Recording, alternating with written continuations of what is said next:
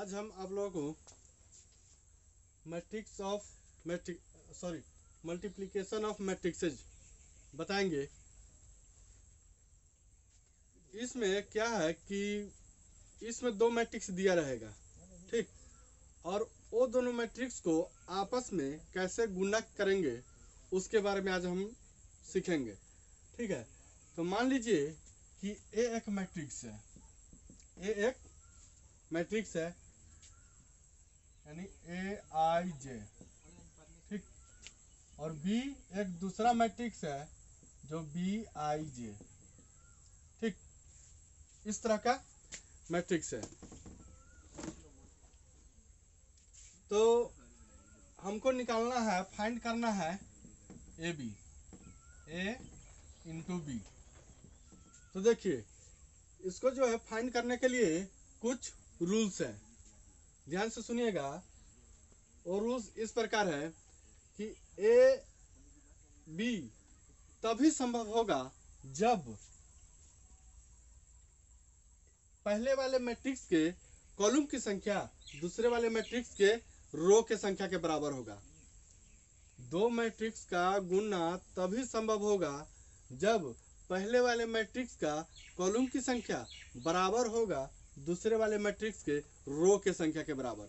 मान लीजिए कि एक मैट्रिक्स है जो इस तरह का है और इसका ऑर्डर है m गुने n, ठीक, और दूसरे मैट्रिक्स का ऑर्डर है n गुने p, ठीक है। तो देखिए पहले वाले का कॉलम क्या है, n है, और दूसरे वाले का रो भी n है, दोनों बराबर है ना, पहले वाले का कॉलम और दूसरे वाले का रो बराबर है, तो इसका मल्टीप्लिकेशन होगा। अब आइए, अब अगला बात यह है कि जब दोनों मैट्रिक्स को मल्टीप्लिकेशन करेंगे तो एक नए मैट्रिक्स का निर्माण होगा।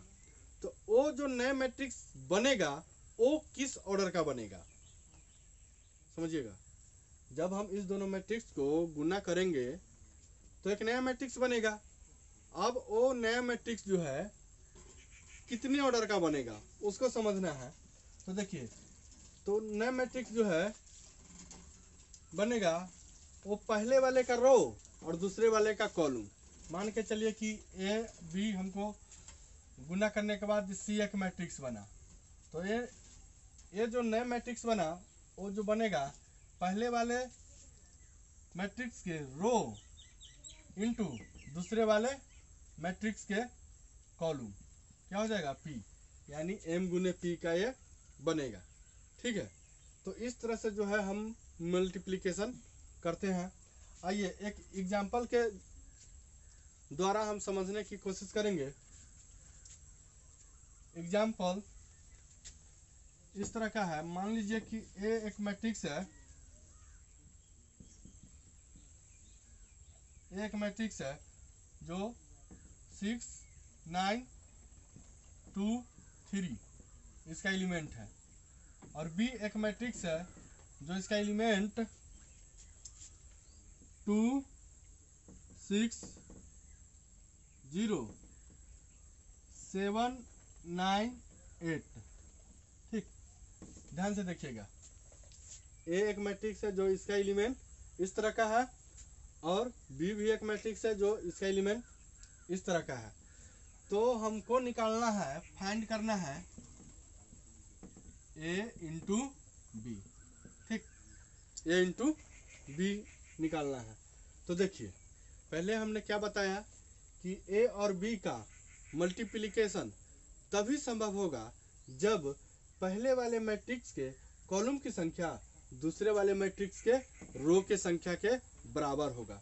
तो पहले वाले मैट्रिक्स का ऑर्डर कितना है, तो इसमें देखेंगे ऑर्डर क्या होता है, रो कितना है, रो की संख्या 1 2 लिखेंगे, और कॉलम कितना है, तो कॉलम भी 1 2 हो गया, ठीक।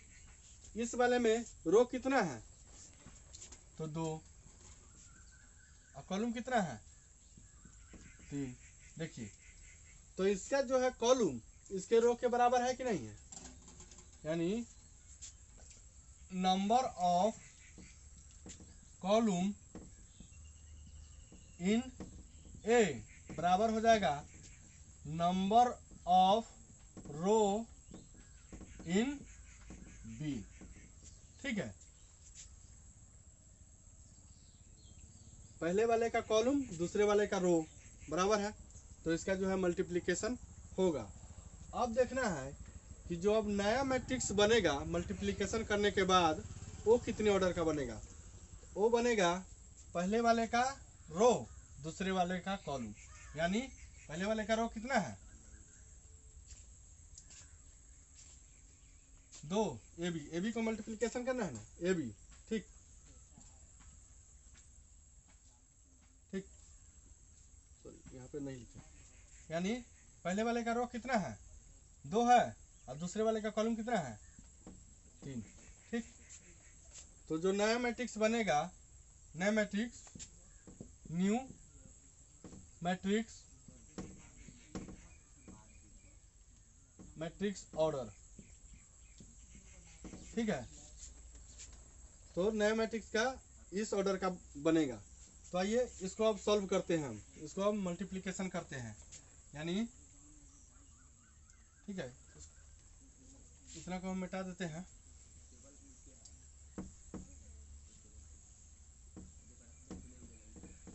ए इंटू बी हमको निकालना है, तो ए कितना होगा 6 9 2 3 इंटू 2 6 0 7 9 8।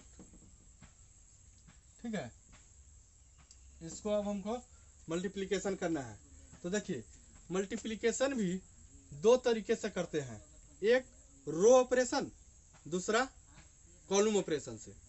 ठीक है, अगर रो ऑपरेशन से कर रहे हैं तो हम रो में लिखते जाएंगे,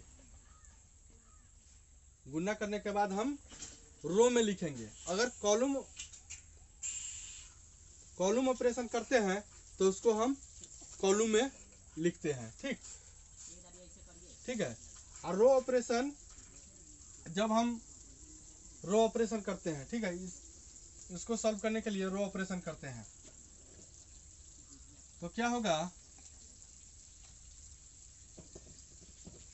रो ऑपरेशन देखिएगा, रो ऑपरेशन करते हैं तो पहला रो पहला कॉलम क्या होगा, पहला रो पहला कॉलम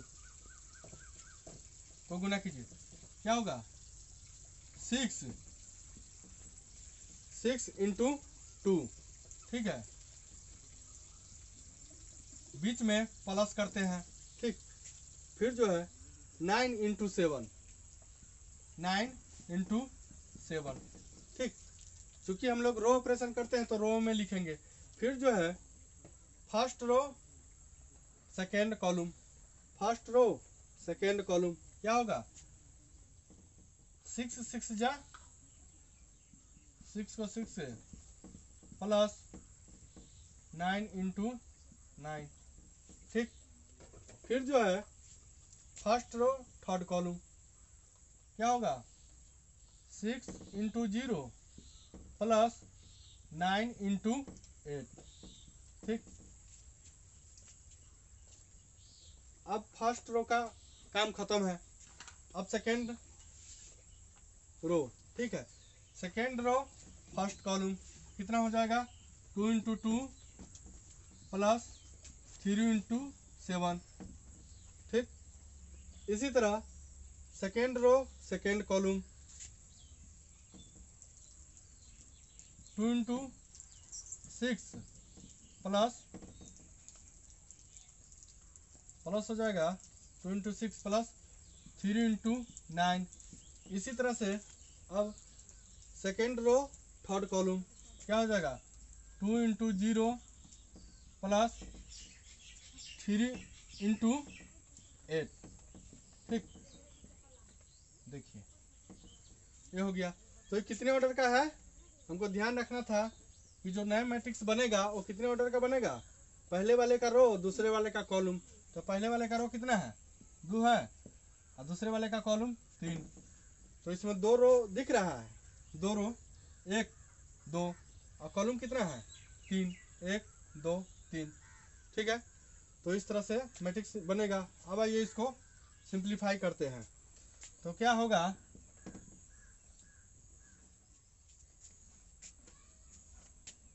6 2 जा 12 प्लस 9 7 जा कितना होगा प्लस 63। इसी प्रकार इसको सॉल्व करेंगे, कितना होगा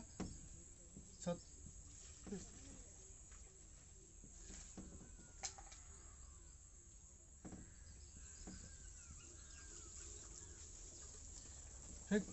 इसी प्रकार इसको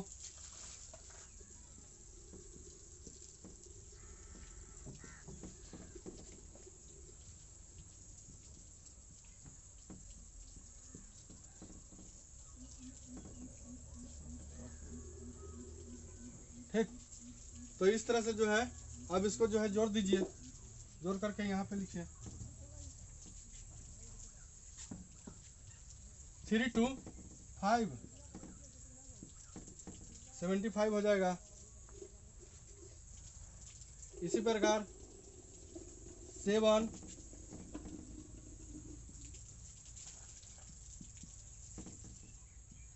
25